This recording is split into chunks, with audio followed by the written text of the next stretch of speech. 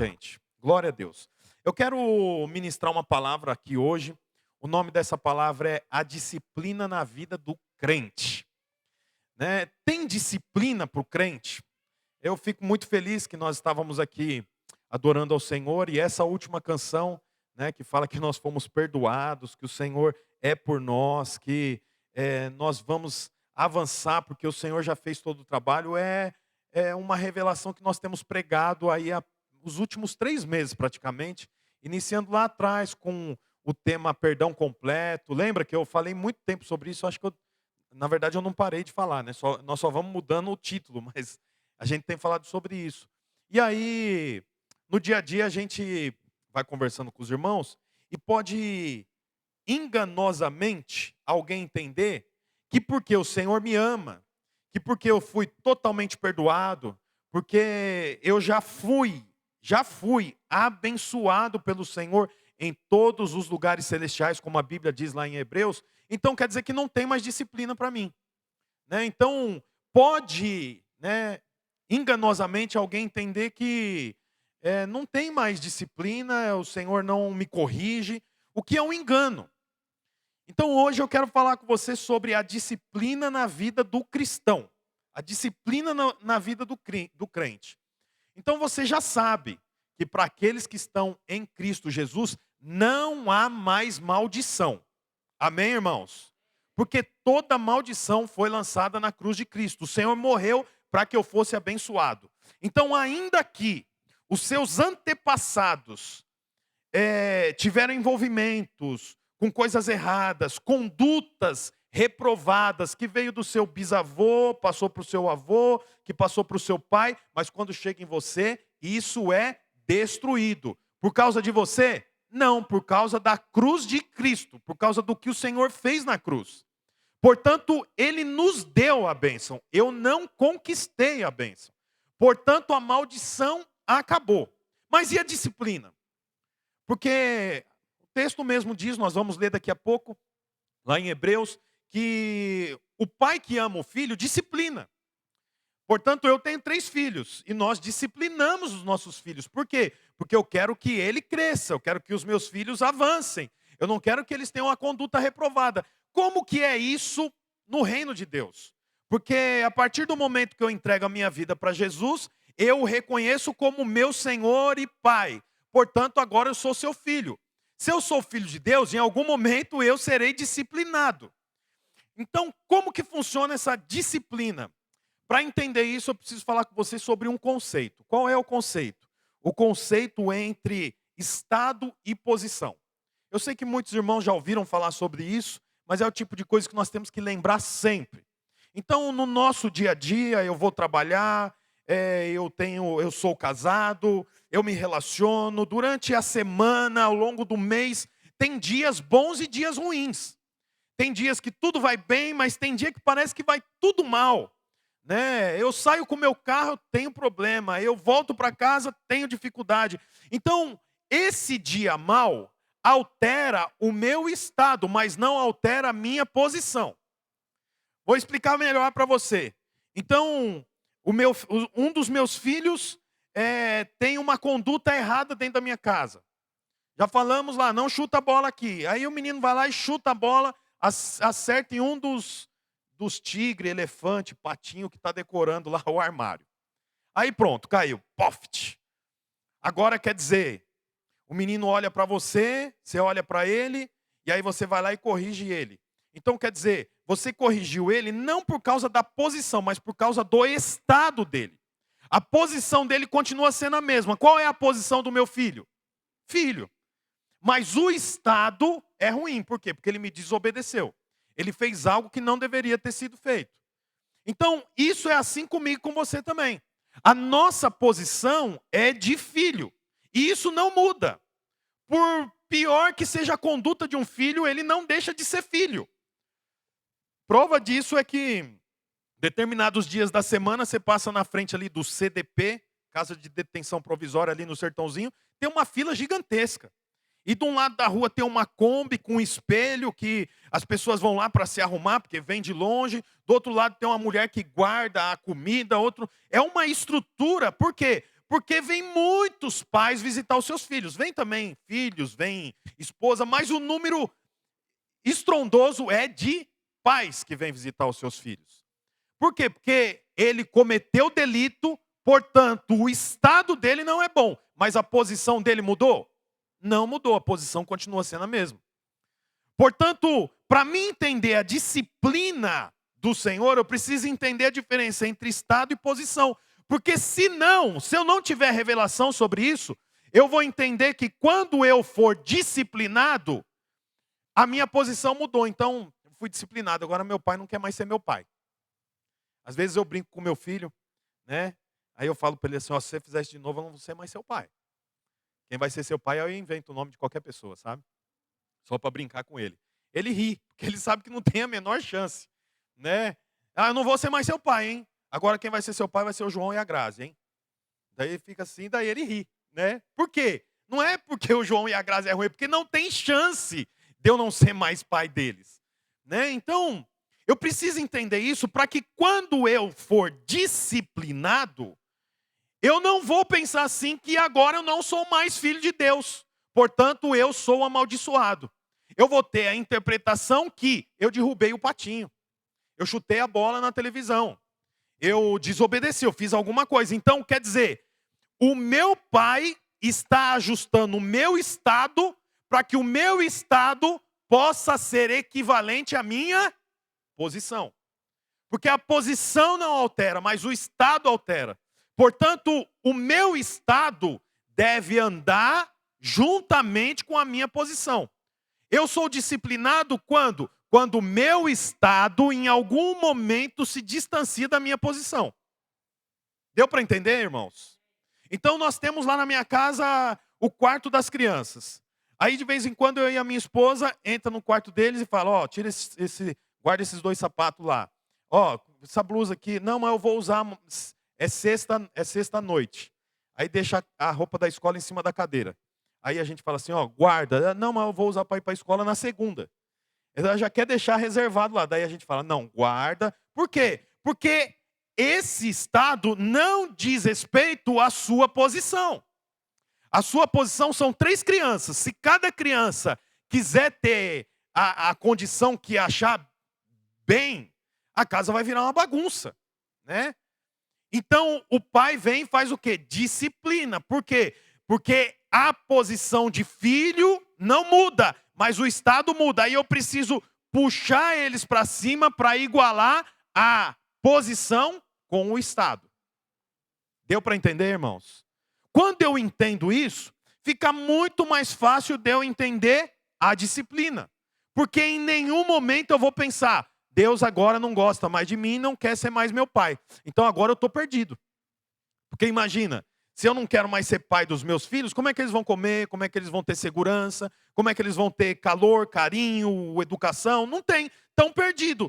Então, se eu não entender isso, eu tenho um problema. Eu quero mostrar isso para você lá na palavra de Deus. Abre a sua Bíblia lá em Números. Números no capítulo 22. Por que que o nosso estado muda, mas a minha posição nunca muda? Porque a minha posição não foi conquistada, a minha posição foi recebida. Então eu não pedi, o meu filho não pediu para mim para nascer. Eu dei a ele, junto com a minha esposa, o direito de nascer. Portanto, essa posição não pode ser alterada, porque ele não fez nada para conquistar essa posição. Então, quer dizer, o meu estado em algum dia, em algum momento, em alguma ocasião, pode alterar. Mas a minha posição não pode, porque eu não conquistei a minha posição. Eu recebi a minha posição. Então, ela nunca pode ser alterada. A posição, ela permanece e o estado ouve a posição. Você sabe qual que é o problema? Quando a nossa posição de filho dá ouvidos para o nosso estado. Porque amanhã você está lá trabalhando, está em cima do telhado, consertando, está lidando com uma situação com os filhos, com a esposa, e aí, puxa vida, falei o que não devia. tive uma condução ruim. Não era isso.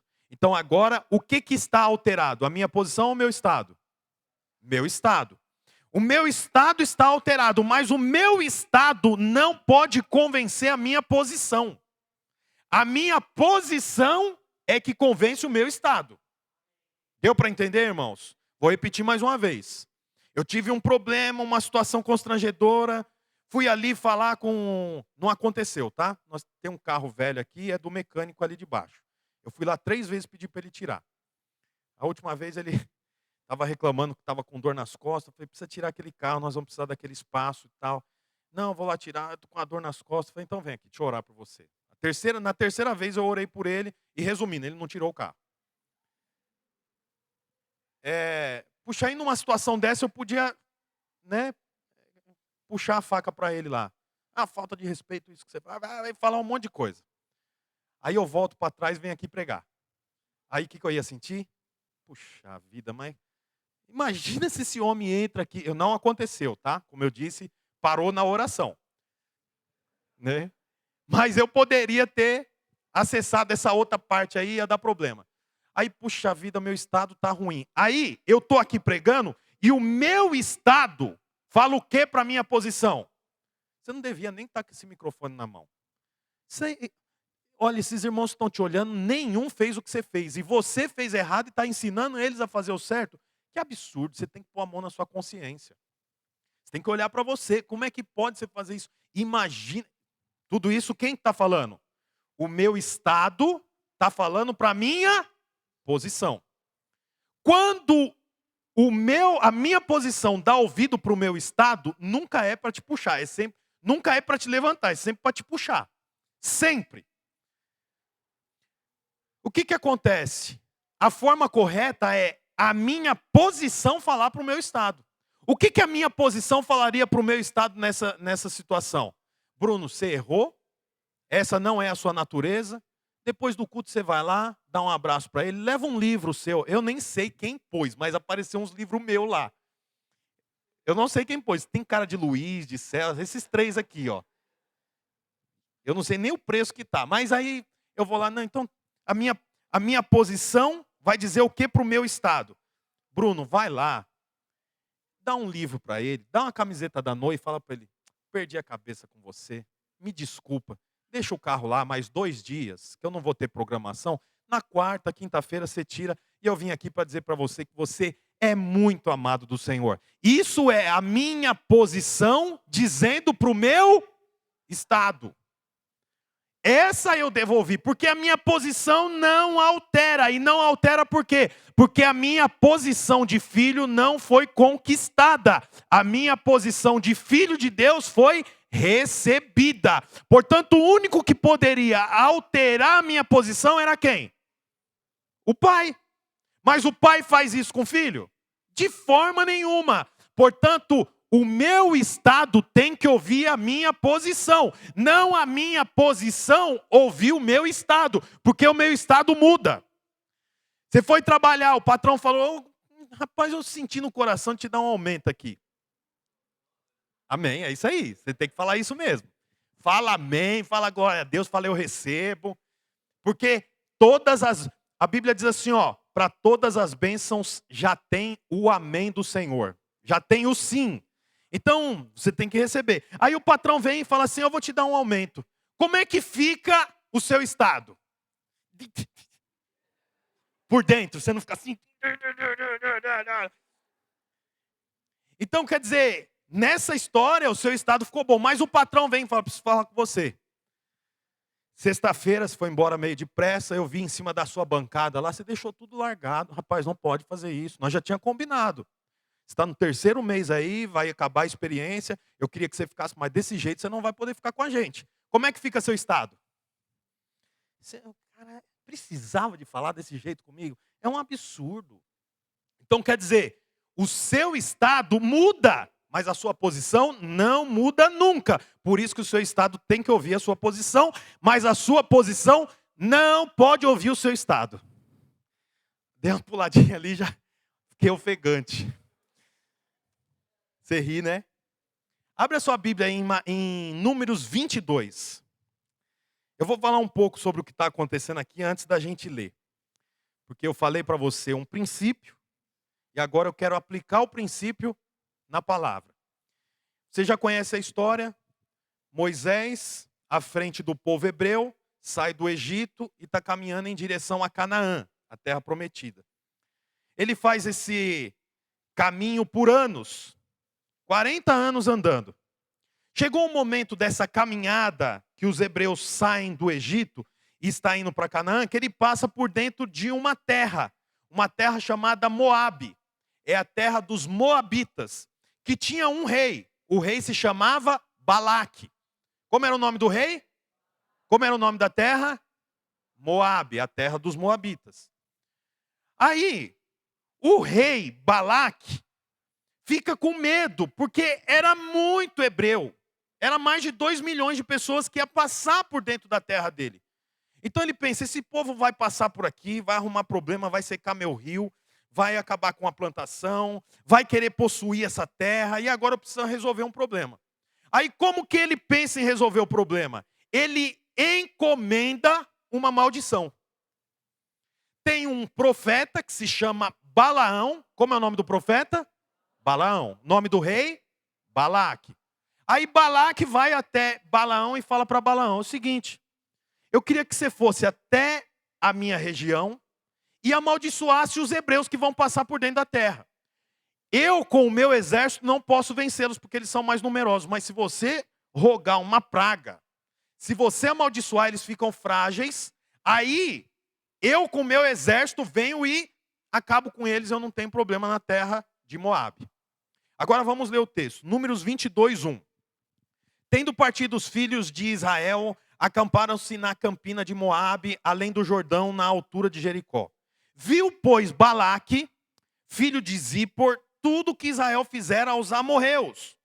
Moabe teve grande medo desse povo, porque era muito, e andavam angustiados por causa dos filhos de Israel. Pelo que Moabe disse aos anciãos dos midianitas. Aqui a Bíblia diz, Moabe disse, Moabe não é uma pessoa, Moabe é o povo. É que todos eles tiveram o mesmo sentimento. Então diz aqui, pelo que Moabe disse aos anciãos dos midianitas. Agora lamberá essa multidão tudo quanto houver ao redor de nós.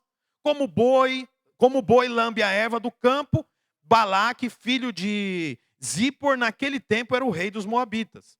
Enviou o rei Balaque mensageiros para Balaão, filho de Beor, que está junto ao rio Eufrates, na terra dos filhos do seu povo, chamando, dizendo: eis que um povo saiu do Egito, cobre a face da terra e está morando de frente a mim.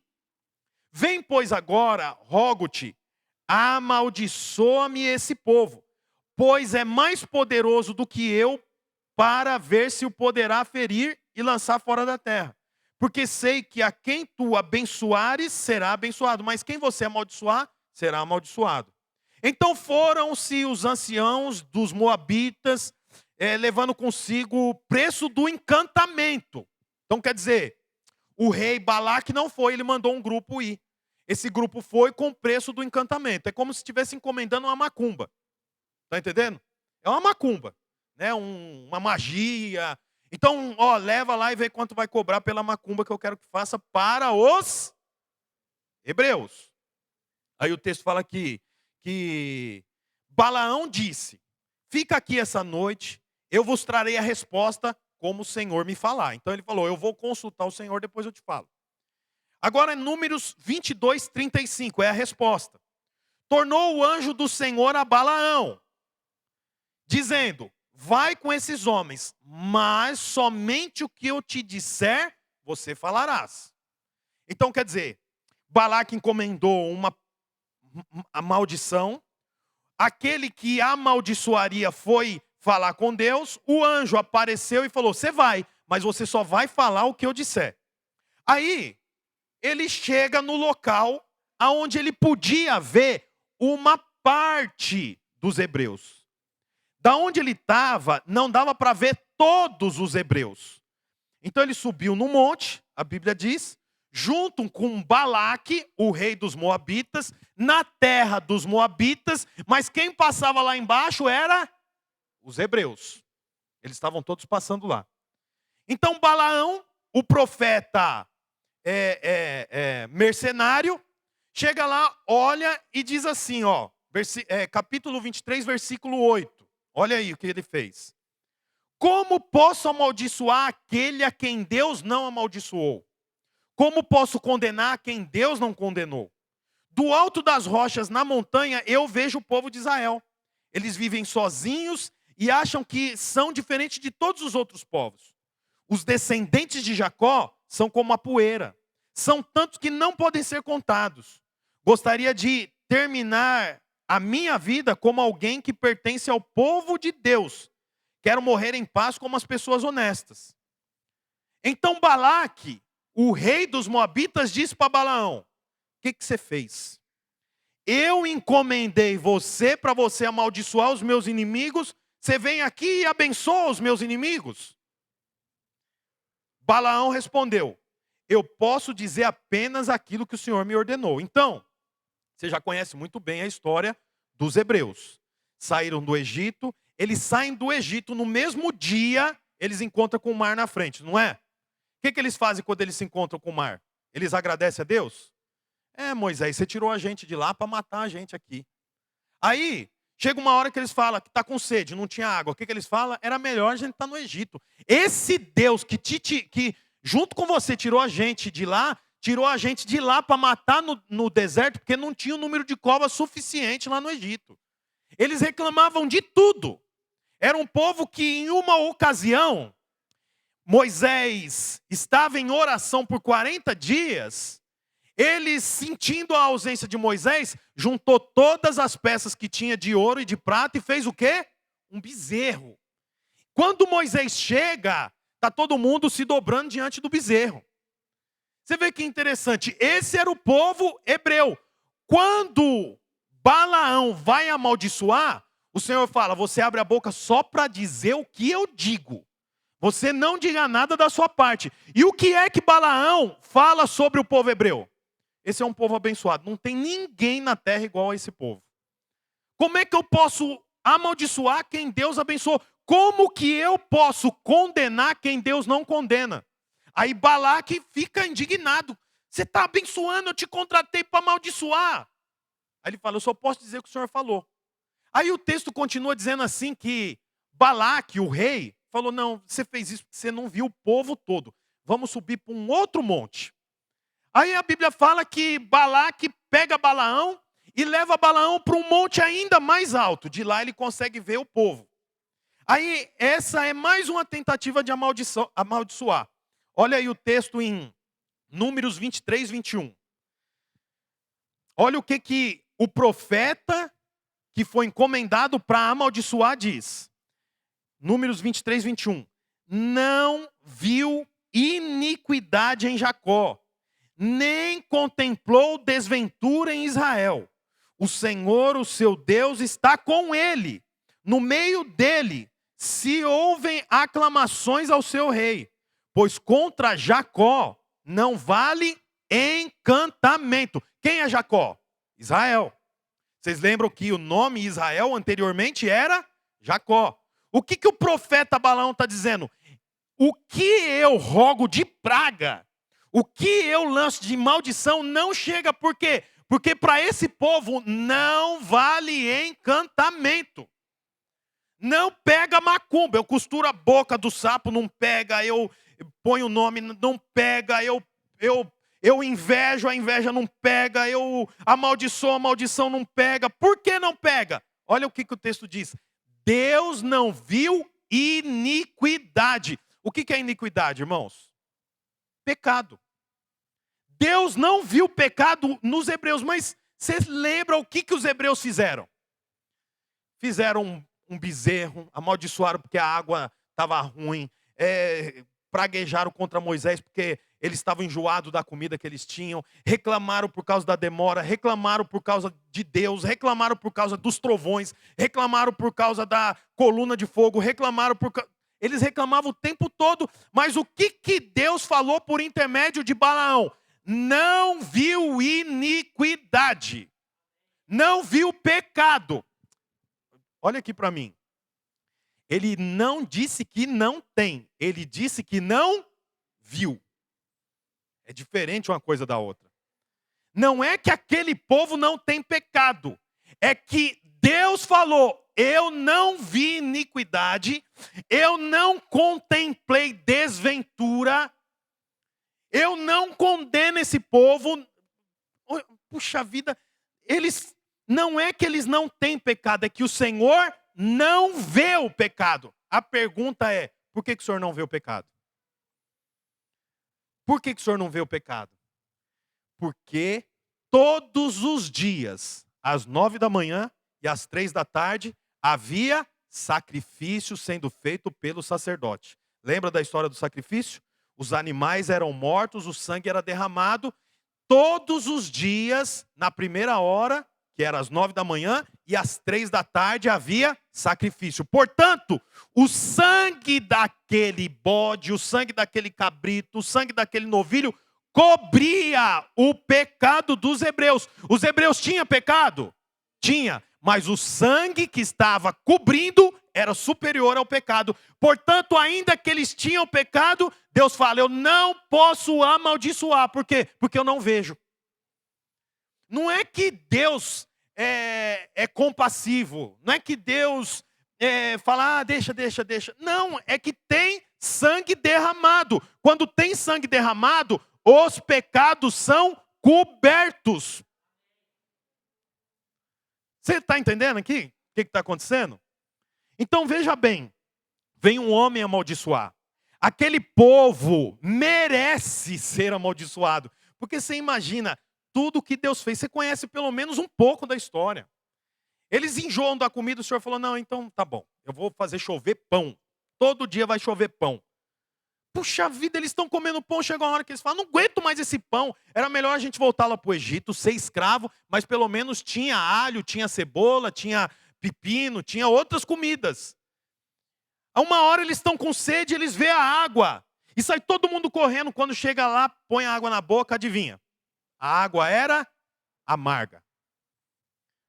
Aí eles reclamam: Deus não fez isso, é um absurdo, por que nós estamos aqui? Aí Moisés tem uma posição, a água se torna doce. Puxa, quantos eventos aconteceram e esse povo não tem uma palavra de gratidão. É sempre uma palavra de maldição atrás da outra. Mas quando o Senhor olha, ele diz: não vejo iniquidade, não contemplo desventura, eu não posso condenar. Por que não pode? Porque tem um sacrifício. Eu quero dizer para você que o Senhor Jesus é o sacrifício. O sangue de Jesus já caiu sobre você. Não há maldição que te alcance. Não há. Veja bem, irmãos. Se Deus, que é todo poderoso, não pode amaldiçoar, você acha que o diabo pode? Não. Ninguém pode. Não chega. Olha o texto, versículo... cadê? Eita, aqui. 23. Pois contra Jacó, já expliquei para você que Jacó é o povo de Israel, não vale encantamento, nem adivinhações. Agora se poderá dizer de Jacó e de Israel: que coisas tem feito Deus. Então, puxa, quantas coisas o Senhor tem feito, porque o povo merece? Não, o povo não merece. O que aquele povo merecia era a morte. O que aquele povo merecia era a condenação. Mas o Senhor não pode dar. Por que não pode dar? Por causa do sangue que estava coberto. Eu e você, irmãos, merecemos a morte. Por quê? Porque tem pecado. Mas o Senhor não vê o pecado. Por que ele não vê o pecado? Por causa do que Cristo fez na cruz. Jesus morreu na cruz. Olha a última tentativa. Foram 2 tentativas. Agora, a Bíblia fala que Balaque fica possuído e fala: eu te paguei para você amaldiçoar. Vamos para outro lugar. Aí a Bíblia diz que eles vão para um outro monte, mais alto. Está lá em Números 24, 5. Aí, amaldiçoa agora, Balaque fala. Aí Balaão olha para o povo e diz assim: quão belas são suas tendas. Ó Israel, as suas habitações, seus reservatórios de água transbordarão. Irmãos, água naquela época era ouro, porque não tem torneira. Os poços eram abertos, abria poços para ter água. Imagina, 2 milhões de pessoas peregrinando. Então eles andavam e abria poços, tinha que procurar água no deserto. A Bíblia fala que Balaão olha e fala assim, ó, seus reservatórios de água transbordarão, suas lavouras serão irrigadas. Lavoura no deserto.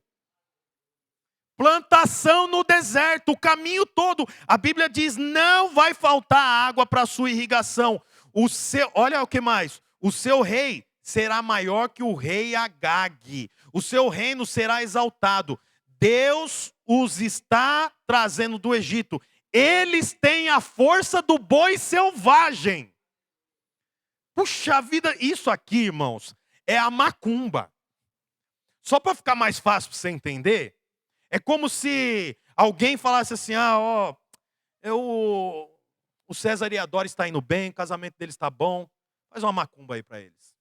Tá bom. Ela vai lá e a macumba é R$1.000. Vai lá, pega a galinha preta, pega uma garrafa de pinga, pega um charuto, uma roupa branca, um vaso de barro e vai para uma esquina. Chega lá na esquina, eu nunca vi, mas eu imagino, se ajoelha, começa a arrumar as coisas lá, e aí e daqui a pouco começa, eu abençoo o César e a Doris.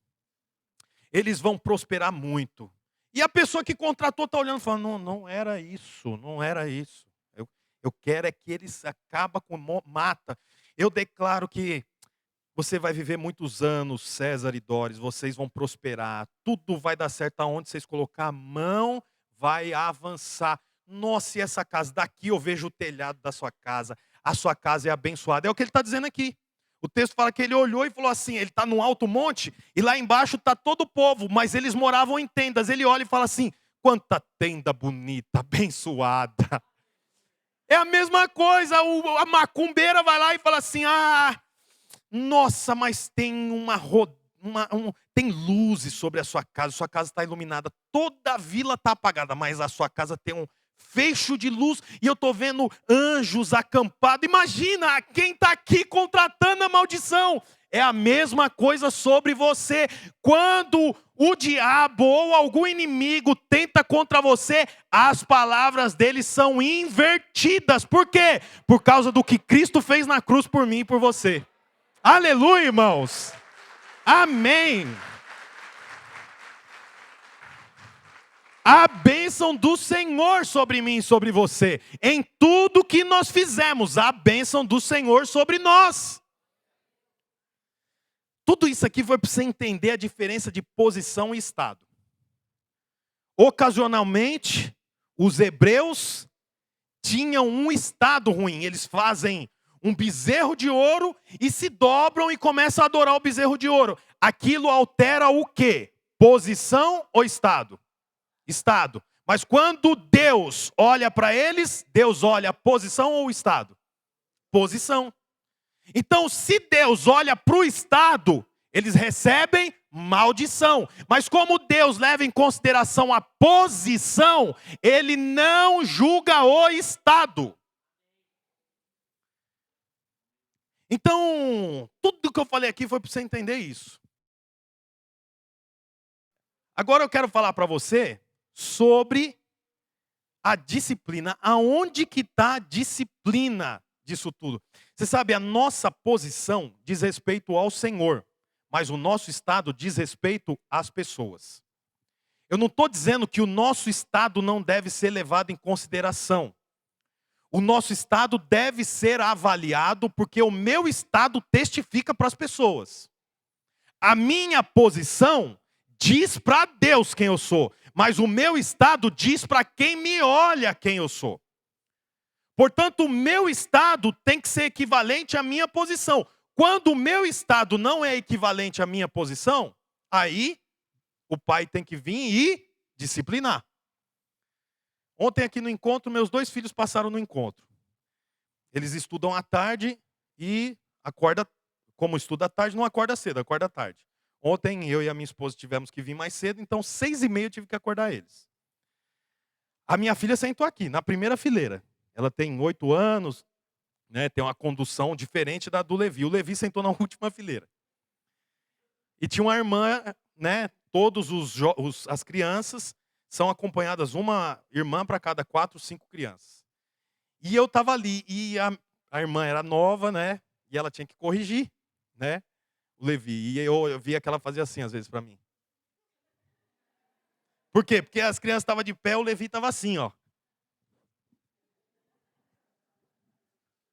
Aí, puxa vida, filho do pastor, a irmã. Aí tinha hora que ela fazia assim na cabecinha dele, assim, ó. Só que eu percebia que ela fazia carinho, mas no final ela fazia assim. Tipo, dava uma puxadinha, ela fazia e puxava, né? Aí eu falei, ele tá morrendo de sono, né? Aí ele levantava, daqui a pouco ele sentava de novo.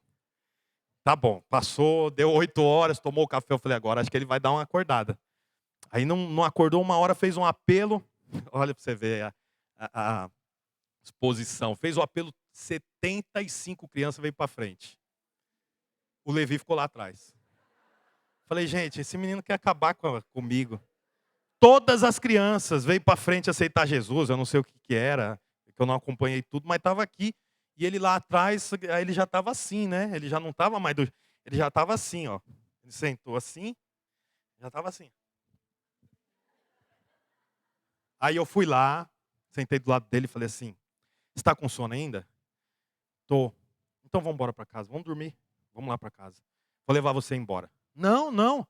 Eu falei, ó, dá uma olhada em volta de você. Todas as crianças aceitaram o apelo, foram lá para frente. O que você não foi? Daí ele, eu não sei. Eu falei, então você tem que prestar atenção. Ó, tem coisa, aí tava o amiguinho, ó, o Vicente lá, ó o jeito que o Vicente tá. Ó o jeito que o Luigi tá. E você tá aqui atrás? Você tem que participar. Se você não quiser participar, nós vamos para casa então. Aí ele levantou e depois dali para frente ele participou, né? Mas você vê, a posição dele não alterou. Mas o estado dele teve que ser alterado. E quem que foi o agente para alterar o estado do Levi? O pai. Então você sabe, muitas vezes o seu estado não está equivalente à sua posição. Aí o pai tem que vir e ajustar o seu estado para estar de acordo com a posição, mas ele não te amaldiçoa. Ele nunca vai furar a criança. Ele pode furar a bola da criança, mas a criança ele não fura. Ele pode quebrar a linha da pipa. Por quê? Porque está encostando no fio, já falou umas vezes, mas ele não vai quebrar a mão da criança. Então Deus não quebra o filho. Deus não amaldiçoa o filho, porque ele não pode fazer isso. Mas ele disciplina o filho. Por quê? Porque como diz lá em Hebreus 12:6, porque o Senhor corrige a quem ama e açoita a todo filho a quem recebe. O Senhor só açoita filho. Quem não é filho não é açoitado por Deus, é amaldiçoado por Satanás. Está entendendo? Os filhos são corrigidos pelos seus pais. Como o texto diz, vamos ler o capítulo 12 do 5, a partir do 5. Eu li só o 6, eu vou ler do 5. Hebreus 12:5 diz assim: e estáis esquecidos da exortação que, como a filhos, discorre convosco. Filho meu, não menospreze a correção que vem do Senhor, nem desmaieis, quando por ele és reprovado. Você sabe o que é desmaiar aqui? Não desmaia quando você for reprovado, é chilique. Vou morrer, Deus me abandonou. Ai, meu coração, estou sentindo palpitação. Deus deixou. Não, o nome disso é disciplina. Não desmaie quando você for reprovado. Olha o 6. Porque o Senhor corrige a quem ama e açoita todo filho a quem recebe. É para disciplina que perseverais. Pois que filho há que o pai não corrige? Mas se estáis sem correção, de que todos se têm tornado participantes, logo sois bastardos e não filhos. Você vê quem que recebe disciplina? Filho. Quem não recebe disciplina é bastardo, não é filho. Versículo 9, olha o versículo 9. Hebreus 12, 9. Além disso, tínhamos os nossos pais segundo a carne, que nos corrigia, e os respeitávamos. Não havemos de estar em muito maior submissão ao Pai espiritual, e então, o que diz aqui? Viveremos. Portanto, toda correção, o final é para que a gente viva. Não existe correção que é para a morte. Portanto, Deus que é Pai, observa o meu estado. E se o meu estado continuamente não tem sido equivalente à minha posição, o Pai vem e disciplina. Mas essa disciplina é para quê? Para que vivamos. Para que eu e você possamos viver. A disciplina do Pai não é para a morte. A disciplina do Pai é para que eu e você possamos viver. Alguém pode pensar, puxa, mas e a mensagem da graça? Como é que é a mensagem da graça? Olha o que o texto diz em Tito 2,11. Tito, capítulo 2, versículo 11. Portanto, a graça de Deus se manifestou, salvador a todos os homens, educando-nos, para que, renegadas em impiedades e as paixões mundanas, então você vê, a graça nos educa. E nos educa para quê? Para que eu deixe as paixões mundanas e vivamos no presente século sensata, justa e piedosamente. Então, eu sou disciplinado pela graça, porque a graça, ela nos educa. A graça me salva e me educa. Como que é essa educação? Por meio da disciplina. Essa disciplina que a graça traz para mim é para quê? Para que eu abandone as paixões mundanas e no presente século seja sensato, justo e piedoso. Então você vê que a disciplina faz parte da nova aliança. O que não faz parte da nova aliança é a disciplina para a morte. É a disciplina para que eu e você possamos viver. Amém, irmãos? Então eu quero que você entenda que o Senhor disciplina a mim e a você, porque nós somos filhos. Se você está sendo disciplinado, agradeça ao Senhor, porque você é filho. O Senhor não disciplina bastardos, o Senhor disciplina filhos. Se você então está passando por um tempo de crise, de dificuldade, ore ao Senhor. Ore ao Senhor para que Ele traga a revelação que você está sendo disciplinado. Quanto antes eu perceber, mais rápido eu avanço. Quanto antes eu perceber a conduta que eu estou tendo não é equivalente com a minha posição, mais rápido eu avanço. Puxa, mas eu não prospero. Pois é, a sua posição não é alterada, mas o seu estado pode não ser equivalente à sua posição. Então ajusta. Ah, eu estou namorando, como é que é isso? A sua posição não muda, mas o seu estado tem que ser equivalente à sua posição. Se o estado não é equivalente à posição, o Senhor disciplina. Para você morrer? Não, para que você viva. Amém, irmãos? Nós servimos a um Deus que só dá o que tem. E Ele só tem vida para te dar. Ele não tem maldição, portanto Ele não pode te dar. Ele não tem crise, Ele não pode te dar. Mas Ele é Pai, e todo pai disciplina. Teve uma ocasião que a minha filha tinha um trabalho para fazer.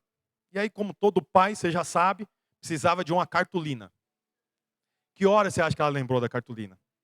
Voltando do culto da noite. Aonde que arruma cartolina? 8:30 da noite.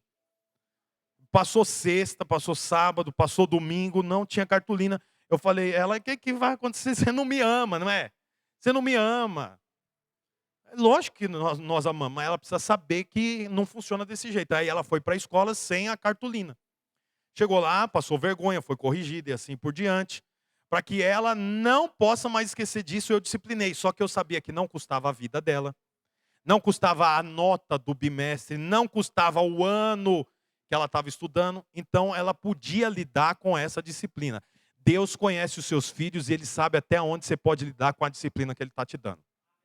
Ele não te disciplina de maneira que você não pode suportar. Porque se ele te der uma disciplina que você não pode suportar, ele não é pai. Porque nenhum pai dá uma disciplina para o filho que ele não pode suportar. Se ele fizer isso, a paternidade dele está em dúvida. E a paternidade do Senhor nunca está em dúvida. Ele sempre te ama com tudo que ele tem, porque ele é pai. Amém, gente? Você pode ficar de pé no seu lugar? Olá, você acabou de escutar mais uma de nossas pregações. Eu quero aproveitar e te fazer um convite para que você venha aqui nos conhecer pessoalmente em um dos nossos cultos. Também aproveite e nos siga nas redes sociais para mais informações. Deus abençoe e até mais.